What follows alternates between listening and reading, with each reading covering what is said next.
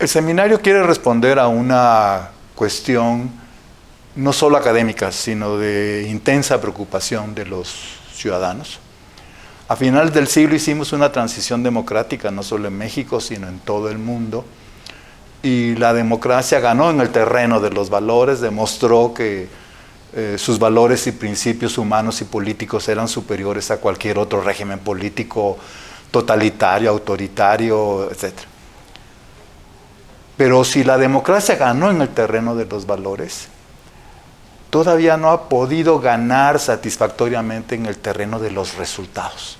¿Sí? O sea, cuando luchamos todos por la democracia, esperábamos que iba a ser un gobierno no solo más legítimo, sino más efectivo, que iba a ofrecer resultados, respuesta a problemas, crear oportunidades, satisfacer necesidades, cerrar brechas de injusticia y de desigualdad. Entonces, hoy no solo en México, sino mundialmente, la cuestión crucial de la democracia es ser efectiva, socialmente efectiva. Acreditar que tiene capacidad y efectividad directiva para resolver problemas, atender asuntos de importancia, aprovechar oportunidades, etc. Entonces el seminario nace con esta idea de formular una teoría que incluye la legitimidad, porque sin legitimidad no va a haber efectividad, ¿no? Si no hay legitimidad, el gobierno va a ser socialmente rechazado, repudiado y desobedecido. Entonces, mi preocupación, mi interés de conocimiento, pero también mi compromiso cívico, es ofrecer una teorización sobre el gobernar del gobierno, o lo que hoy se dice sobre la gobernanza del gobierno, y ver cuáles son las propiedades que la acción del gobernar, y por ende también del administrar, debe tener para mostrarse efectivo en solución de problemas y en realización de objetivos de valía pública. Entonces ese es el corazón o la intención del curso. Y que entonces primero hago una gran definición de la gobernanza, de sus propiedades, dimensiones o facetas. Digo que es una acción intencional, que es una acción causal, que es una acción social, ¿no?, dirigida a la sociedad, es una acción contextual, está en un contexto, una acción estratégica, es una acción gerencial. Doy como una fenomenología de la gobernanza. Pero después entro al tema, ¿no? ¿Cuáles son los factores indispensables, absolutamente necesarios para que la gobernanza acredite capacidad y efectividad directiva? Entonces digo que hay 4 unidades causales. Creo que esto es una novedad, o sea, no porque sea una genialidad, pero no se ha dicho, o no se ha dicho de manera estructurada. O sea, la gobernanza, para ser legítima y efectiva, se inspira en el ordenamiento normativo, constitución, leyes del Estado, ¿sí? Esa es la primera o principal unidad causal, el ordenamiento normativo del Estado, y es lo que lo hace legítimo. Pero no porque un gobierno es legítimo va a ser efectivo, ¿no? O sea, fue bien elegido, actúa según las leyes, pero no hace absolutamente nada en seguridad, en infraestructura, en medio ambiente, etc. Entonces, la segunda unidad causal es lo que yo llamo el sistema social de conocimiento, ¿sí? Un gobierno tiene que estar informado, tener bases de datos, ¿no? Tiene que tener modelos causales, tiene que tener modelos de cálculo de efectos y costos. Entonces, además del ordenamiento normativo, él requiere del conocimiento científico y tecnológico existente en una sociedad, y ya simplemente digamos la explosión de datos abiertos, ¿no? El uso de sistemas tecnológicos generalizados. Entonces, esa es la segunda unidad causal. La tercera unidad causal son lo que yo llamo las relaciones políticas, ¿no? Porque el objetivo que va a tener la gobernanza, que son problemas o necesidades o asuntos, y las acciones que va a emprender, pues eso, aunque sean legítimas y sean tecnológicas y conocidamente bien fundadas, si no son conversadas, ¿no? Si no son concertadas a través de discusiones, a través de intercambio de ideas, de preguntas, respuestas, de acercamientos de posiciones, no vas a ningún lado. Entonces, esta tercera unidad causal de las relaciones políticas entre gobierno y ciudadanía es importante. Pero esas tres unidades causales van a rematar en la cuarta unidad causal, la que puedes llamar decisiva, definitiva, que es la decisión del agente gubernamental, ¿no? Porque finalmente es el agente el que va a decidir qué normas toma, cuáles normas selecciona para atender asuntos. Es el que va a decidir qué datos recopila, qué datos utiliza y qué modelos causales fundamenta, ¿sí? Y es el que va a decidir qué modalidades de relación con los ciudadanos va a entender. Y entonces todo se centra al final en la decisión del gobernante que recapitula, compendia, integra, unifica esas otras unidades causales, y entonces sale un específico contenido de la bolsa, que va a ser legítimo porque de acuerdo con las normas va a tener comparativamente mayor efectividad porque esté ligado a los conocimientos, y posiblemente va a tener mayor aceptación social porque conversado, ¿no? Coproducido con la ciudadanía.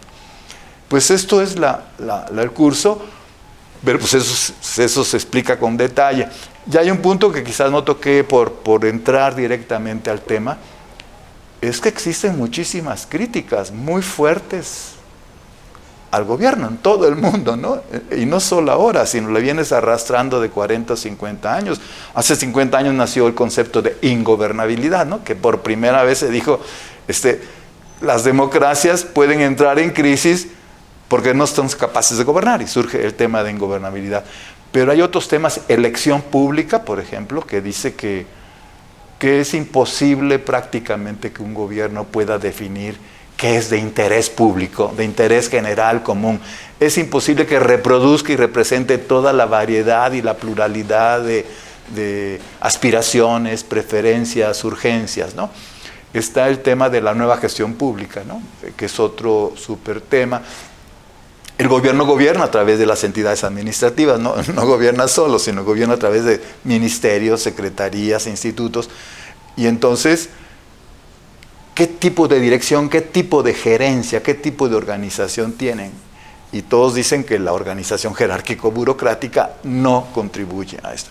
Y después está el tema del populismo, ¿no? Que vamos a tocar, donde el populismo pone el dedo en la llaga, dicen el asunto de gobierno no está funcionando porque no es cabalmente representativo. Es selectivamente representativo. Representa a ciertos sectores y no a otros, ¿no? O representa más a unos sectores que no a otros. Y normalmente los que son menos representados, por consiguiente más silenciados, pues son las mayorías populares, ¿no? Y que entonces una democracia que quiera resucitar sí tiene que tener una representatividad política más comprensiva, más incluyente, ¿no? Y más preocupada por nuestros colegas o con ciudadanos en desventaja. Y finalmente lo de la ingobernabilidad, entra a la ingobernabilidad. Entonces sí también toco esos aspectos críticos, de tal manera que no seamos muy candorosos y optimistas de que la democracia va a... No, tiene que resolver problemas en la producción del interés público, en la gestión administrativa, en la representatividad política, etc. Es lo que yo pienso hacer. Estoy muy entusiasmado, muy motivado. Quisiera cerrar esta conversación, que es la primera vez que lo voy a presentar en público, porque quiero ser cuestionado, criticado, recibir propuestas de mejora para trabajar después en diciembre y en enero. Y escogí, también por la invitación de don Roberto Arias, el Colegio de Jalisco, porque sí le tengo un especial afecto al Colegio de Jalisco. Soy maestro emérito del Colegio de Jalisco, y el Colegio de Jalisco hace años creó una cátedra con mi nombre, y entonces estas dos cosas para mí, no solo académicas, sino afectivamente son muy importantes. En mi versión borrador de la introducción al libro lo toco, porque parecería demasiado ambicioso y hasta pretencioso que alguien venga a decir, les ofrezco una teoría del gobierno, ¿sí? ¿Por qué me atreví a hacerlo? Porque pues toda mi vida le he dedicado a estudiar gobierno, ¿no? Tú sabes que introduje política pública, gobernanza, he escrito sobre administración pública, he escrito sobre Max Weber, que fue como mi referencia juvenil. Entonces creo que sí tengo los elementos, no para haber producido la teoría del gobierno, eso en sociedades abiertas sabes que no hay nunca un la, ¿no? Sino sí, creo que sí estoy proponiendo una propuesta comparativamente más estructurada, más integrada, y creo con un ambiente más moderno, con una sensibilidad más moderna, ¿sí? Por los problemas que vivimos y que nos dejan insatisfechos del desempeño de los gobiernos democráticos. Yo creo que la pandemia es como bifacial, claro, oscura, ¿no? Por un lado, la pandemia nos ayudó a redescubrir y revalorar el papel del gobierno, ¿no? Hemos entendido que una sociedad requiere un agente con recursos, con poderes, con influencia en todo el conjunto de la sociedad, de tal manera que podamos atacar organizadamente el mal, ¿no? de la pandemia. Como que entendimos el valor, el significado de tener un agente gubernamental que por sus leyes, por sus poderes, ¿no? Por sus administraciones, por los servicios públicos que presta, por el recurso humano que tiene, ha sido muy importante, ¿no? Para atacar el asunto, moderarlo, controlarlo, o por lo menos disminuir el número de fallecimientos y de infectados que imagino que los que nos están viendo pues tienen amigos, parientes que han sido infectados o han fallecido. Pero no obstante que hemos redescubierto la importancia social del agente gubernamental, también hemos quedado como insatisfechos de su efectividad, ¿no? Como que hubiéramos querido más planeación, más proyección, mejores datos de crecimiento, información más adecuada, medidas de control más eficientes, ¿no? Como pruebas, ¿no? Por ejemplo, en fin. Entonces, hay este claroscuro. La pandemia nos hizo reconocer la importancia, redescubrir y revalorar la importancia del gobierno, pero también nos dejó un mal sabor de boca. Como que tenemos la impresión, y tenemos pruebas para que no sea impresión, de que el gobierno podría haberlo hecho mejor.